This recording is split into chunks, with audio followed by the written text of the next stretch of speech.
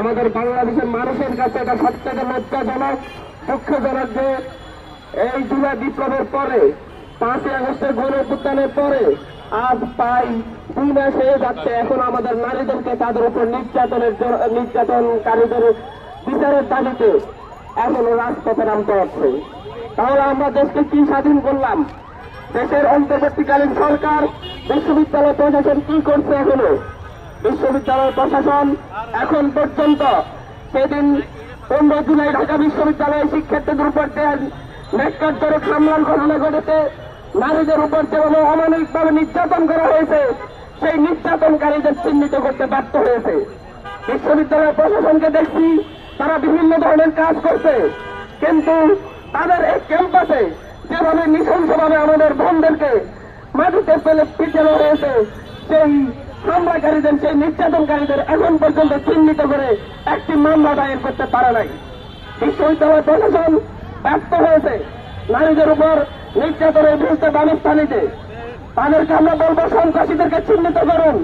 আমাদের বোনেরা এখানে দাঁড়িয়েছে, আমরা তাদের সাথে বৈষম্য বিরোধী ছাত্র আন্দোলনের পক্ষ থেকে আমরা তাদের সাথে সংহতি জানাচ্ছি যে যারা হামলার সাথে জড়িত, যারা সেদিন লাঠিসোঁটা নিয়ে এই ক্যাম্পাসে আমাদের বন্ধুর উপর হামলা করেছে, তাদের সাথে আমরা কেউ ক্লাস করতে প্রস্তুত না। যদি বিশ্ববিদ্যালয় প্রশাসন অতি দ্রুত ব্যবস্থা না নেয়, তাহলে ঢাকা বিশ্ববিদ্যালয়ের শিক্ষার্থীরা সিদ্ধান্ত নেবে তারা কি হামলাকারীদের সাথে, সন্ত্রাসীদের সাথে ক্লাস করবে নাকি করবে না। পাশাপাশি এই জুলাই বিপ্লবে সারা দেশের শিক্ষার্থীদের উপর, সারা দেশের স্টুডেন্টদের উপর, এদেশের ছাত্র জনতার উপর যত সন্ত্রাসী হামলা হয়েছে, প্রত্যেকটি জায়গায় দেখা গিয়েছে সামনে থেকে নেতৃত্ব দেওয়া আমাদের নারীদের উপর নির্যাতন করা হয়েছে।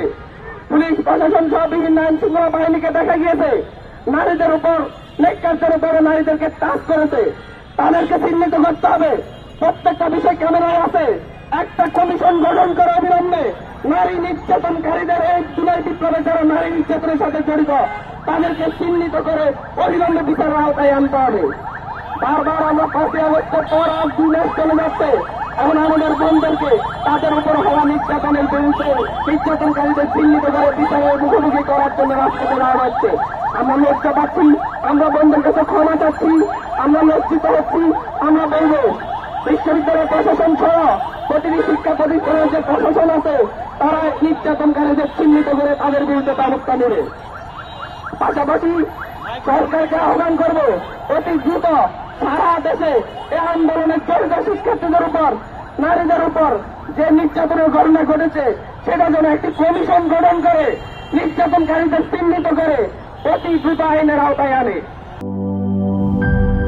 গুড লাক পেনের সফট অয়েল বেসড ইঙ্ক দেয় নিখুঁত লেখার আত্মবিশ্বাস। Good luck pen. Make your luck.